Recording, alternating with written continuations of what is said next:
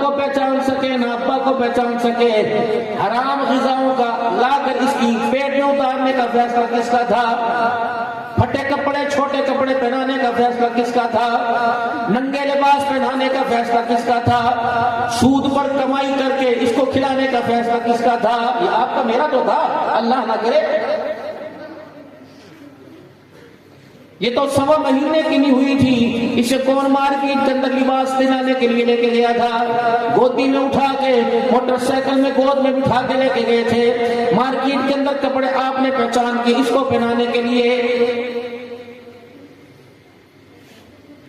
وہ لباس پسند آیا جس کے پجامے میں کپڑا کم ہے، جس کے آستینوں میں کپڑا کم ہے. اللہ غنی پھٹا کٹا لباس آپ نے پسند کیا. یہ بچی پہلے دن پہن کے رو رہی تھی اور کہہ رہی تھی ابو جی لباس مجھے نہ پہنا، پریشان ہو جائے گا. آج پہلا سال ہے، دوسرا مہینہ میری زندگی کا. اے ابا یہ لباس مجھے پہنا رہا، میری آنکھوں میں رونا آ گیا.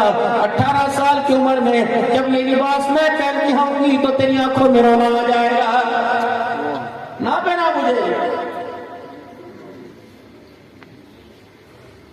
فیڈر لے کے آئے اس میں بھی میوزک کی آواز، ٹوپی لے کے آئے اس میں بھی چھن چھن کی آواز، جتی پیر کے اس میں بھی ٹی ٹی چھن چھن کی آواز، واکر لے کے آئے اس میں بھی چھن چھن کی آواز، جھولا لے کے آئے اس میں بھی چھن چھن کی آواز، پلیٹ لے کے آئے اس میں بھی چھن چھن کی آواز، روٹی کا برتن لے کے آئے اس میں بھی میوزک کی آواز. کہنے لگے ابا جان خدا کے واسطے ہے، اس منہ سے مجھے قرآن سنا، اس لبوں سے مجھے قرآن سنا، آج یہ چھن چھن کی آواز تجھے پسند ہے. ابا جان اگر یہ آواز کل مجھے پسند آ گئی تیرا جنازہ اٹھے گا، گھر کے اندر قرآن پڑھ کے سنانے والا کوئی نہیں ہوگا. اگر یہ کام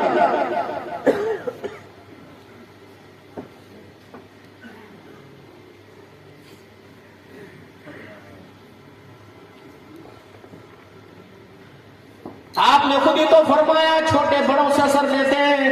اب آپ کی اولاد نے آپ سے اثر لیا، رونا کس چیز کا؟ جو بچے، سنو میری بات، جو بچے اپنی ماں کی تربیت سے، جو بچے اپنے باپ کے کردار سے نہیں سدھرے، اللہ کی قسم اسے عبد الحنان کی دعائیں بھی کوئی نہیں سدھار سکتی.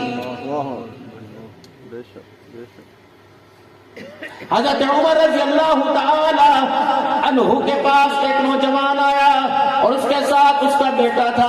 عمر اس نے میرے ناک میں دم دے دیا، اس نے میرا جینا حرام کر دیا، اللہ اکبر اس نے مجھے خون کے آنسو رلا دیا. آپ نے فرمایا کیا ہوا کہ اتنا تنگ کر دیا؟ اسے احساس ملا، اسے بتلا کہ بیٹے پہ باپ کے حق کیا ہوتے ہیں. عمر اس نے میرا کوئی حق ادا نہ کیا.